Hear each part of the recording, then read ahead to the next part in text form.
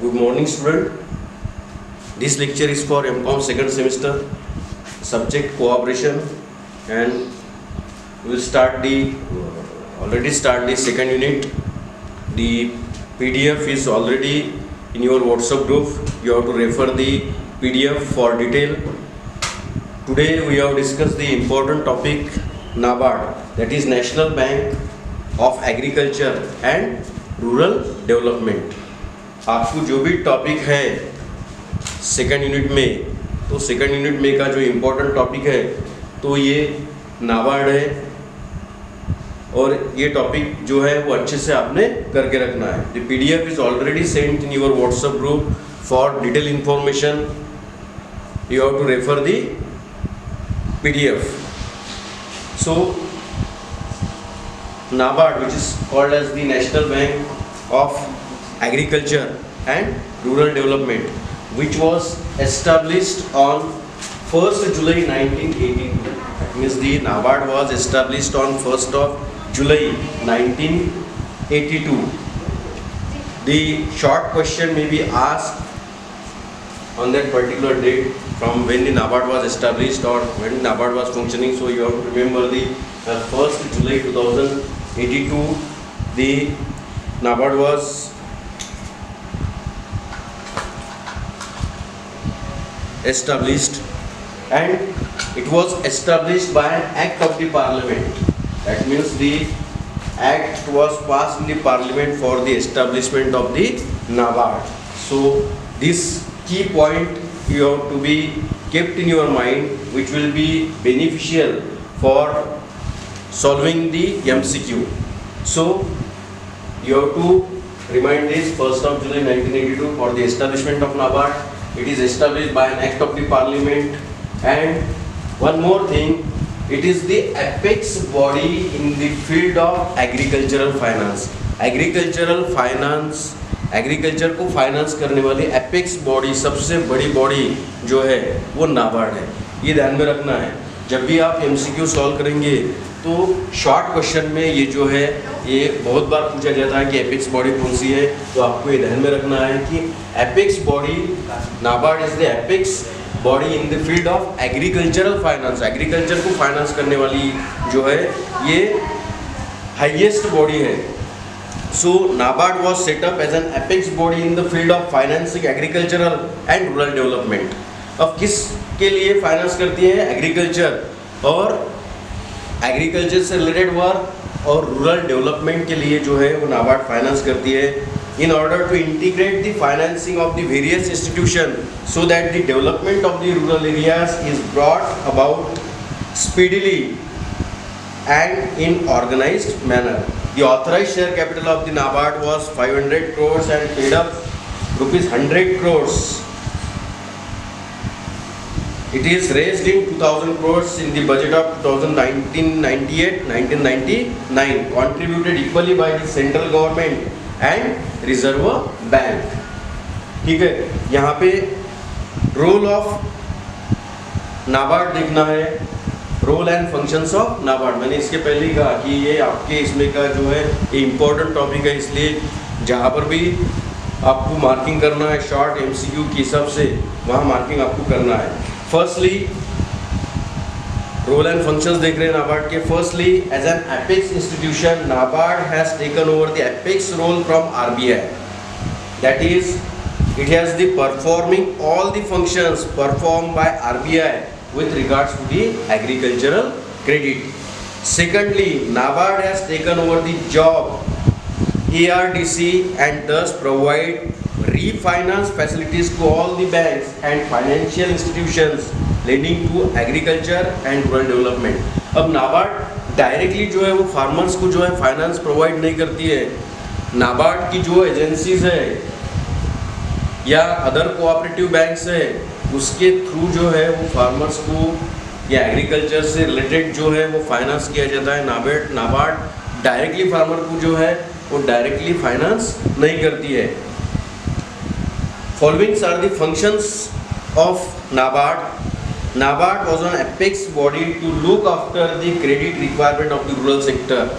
मैंने इसके पहले ही बोला है कि नाबार्ड जो है एपेक्स बॉडी है, सबसे बड़ी बॉडी है as far as agricultural credit is concern. तो उनका काम ही है कि एग्रीकल्चर के लिए क्या वो फाइनेंस कर सकती है, कहाँ पर फाइनेंस कर सकती है, कहाँ पे शॉर्टफॉल है, तो वहाँ पर जो है वो फाइनेंस करती है। NABARD provide short term, medium term and long term credit. Short term loan देती है, लॉन्ग टर्म लोन देती है और मीडियम टर्म जो है फाइनेंस प्रोवाइड करती है टू एससीबीज। लेकिन किसके through? State cooperative bank, RRBs, regional rural bank. ये जो है इसके थ्रू नाबार्ड जो है वो फाइनेंसिंग करती है। नाबार्ड डायरेक्टली फाइनेंसिंग नहीं करती है। फाइनेंस जो भी देना है वो एससीबी के द्वारा, स्टेट कोऑपरेटिव बैंक्स, उसके बाद में regional rural banks, LDBs, lead development bank, ये बैंक को थ्रू जो है वो बैंक फाइनेंस करती है। And other financial institutions approved by RBI. अब जहाँ पर कुछ भी नहीं होगा वहाँ से जो है कोऑपरेटिव बैंक, अगर वहाँ कौन सी बैंक नहीं है तो फिर कोऑपरेटिव बैंक, इनके द्वारा जो है वो फाइनेंस प्रोवाइड किया जाता है। It gives long term loan up to 20 years to state government, और लोन भी जो है वो लॉन्ग टर्म के लिए मतलब 20 साल के लिए भी दिया जाता है। To enable them to subscribe to share capital of cooperative credit societies. उसके बाद में NABARD serve as a refinancing institution of all kinds of production and investment credit. अब फाइनेंस किसके लिए दिया जाता है? For all kinds of production, all kinds of production, but it is related to agriculture, and investment credit to agriculture, and rural development to any institutions approved by the central government. Next जो है, NABARD has the responsibility to inspect RRBs, that is regional rural bank and cooperative banks. यानी नाबार्ड का काम ये है कि regional rural banks पे ध्यान रखना और कोऑपरेटिव बैंक्स पे ध्यान रखना। It maintain a research and development fund. इतना ही नहीं तो एग्रीकल्चर से related research and development fund जो है to promote research in agricultural and rural development and makes program according to the requirement of the different areas. यानी सिर्फ finance provide करना इतना ही नाबार्ड का काम नहीं है, तो एग्रीकल्चरल सेक्टर में क्या रिसर्च होनी चाहिए, क्या डेवलपमेंट होनी चाहिए, ये सब काम जो है वो नाबार्ड के अंदर आता है। नाबार्ड ये काम करती है। It has the responsibility of coordinating the activities of central and state government. ये सबसे इम्पोर्टेंट है कि नाबार्ड जो है वो सेंट्रल गवर्नमेंट और स्टेट गवर्नमेंट से कोऑर्डिनेट करती है कि फार्मर्स लोगों को किस प्रकार से बेनिफिट देना है। The planning commission and other all India and state level institution interested with the development of small scale industries, village and cottage industries, rural craft industries in tiny sector etc. यानी ये सभी sectors को जो है वो NABARD directly या indirectly जो है वो फाइनेंस करती है। कौन से? Small scale industries, village and cottage industries, rural craft industries in tiny sector etcetera. उसके बाद में it provide short term credit to state cooperative bank, यानी स्टेट कोऑपरेटिव बैंक को भी नाबार्ड जो है वो फाइनेंस करती है फॉर सीजनल एग्रीकल्चरल ऑपरेशन।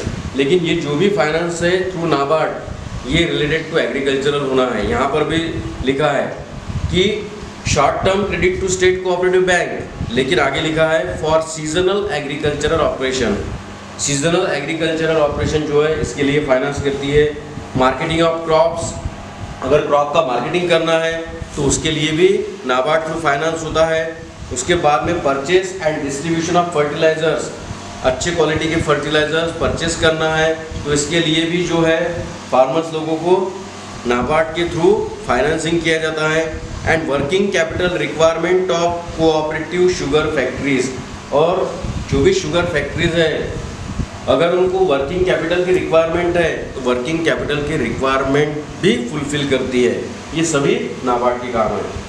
उसके अलावा offer training and research facilities, ये सबसे इम्पोर्टेंट है। इसके अलावा ट्रेनिंग फैसिलिटीज जो है वो भी प्रोवाइड करती है, रिसर्च फैसिलिटीज जो है वो भी प्रोवाइड करती है for bank, cooperatives and organization working in the field of rural development. मतलब सिर्फ फार्मर्स लोगों को फाइनेंस करना ही इतना ही काम नहीं है नाबार्ड का, तो उसके आगे जाके भी काम है कि फार्मर्स लोगों को ट्रेनिंग देना, क्रॉप किस प्रकार ज़्यादा से ज़्यादा आएगा इसके लिए प्रयास करना, अच्छे फर्टिलाइजर्स कौन से होंगे उसके परचेसिंग के लिए फाइनेंस करना, ट्रेनिंग देना, उसके बाद में रिसर्च फैसिलिटीज़, अगर कोई एग्रीकल्चर सेक्टर में रिसर्च करना चाहता है तो उसके लिए फाइनेंस प्रोवाइड करना कि किस प्रकार की क्रॉप लेनी चाहिए, सॉइल किस प्रकार का है, इस प्रकार के जो रिसर्च है वो रिसर्च को प्रमोट करना बाय प्रोवाइडिंग फाइनेंस, तो ये भी नाबार्ड का काम है। उसके बाद में help the state government in reaching their target, state government की हेल्प करना, जो भी स्टेट गवर्नमेंट ने टारगेट बनाया है एग्रीकल्चर सेक्टर के लिए तो वो अचीव करने के लिए स्टेट गवर्नमेंट की हेल्प करना बाय प्रोवाइडिंग फाइनेंस या फिर टेक्निकल स्किल या फिर ट्रेनिंग, जो भी पॉसिबल बनता है तो वो सब हेल्प स्टेट गवर्नमेंट की करना, ये भी नाबार्ड करती है। और providing assistance to eligible institutions in agricultural and rural development. उसके बाद में act as a regulator for cooperative banks and RRBs. इसके पहले मैंने बोला कि ये एग्रीकल्चर सेक्टर के एपेक्स बैंक है, इसलिए बाकी छोटे छोटे जो बैंक है एग्रीकल्चर से रिलेटेड, जैसे स्टेट कोऑपरेटिव बैंक हो गया, उसके बाद में आरआरबीज हो गया, रीजनल रूरल बैंक हो गया, उसके बाद में लीड बैंक हो गई, तो ये सभी बैंक को रेगुलेट जो है वो नाबार्ड करती है। ठीक है, तो ये सभी जो पॉइंट्स है ये ध्यान में रखना है। जो एब्रीविएशन है जैसे आरआरबी है मतलब रीजनल रूरल बैंक, उसके बाद में एससीबीज है मतलब स्टेट कोऑपरेटिव बैंक्स, ये एमसीक्यू के हिसाब से आपको ध्यान में रखने हैं। एस्टैब्लिशमेंट का साल, नाबार्ड का फुल फॉर्म, तो ये सभी जो है वो एमसीक्यू के हिसाब से आपको ध्यान में रखने हैं। आज के लेक्चर के लिए इतना ही, बाकी नेक्स्ट लेक्चर में कंटिन्यू करेंगे। और इसको अगर आपको थोड़ा ज़्यादा पढ़ना है तो आपके ग्रुप में इसका जो PDF is already sent to your group, you have to refer the PDF। तो आज के लेक्चर की इतना ही, बाकी नेक्स्ट लेक्चर में कंटिन्यू करेंगे। Thank you.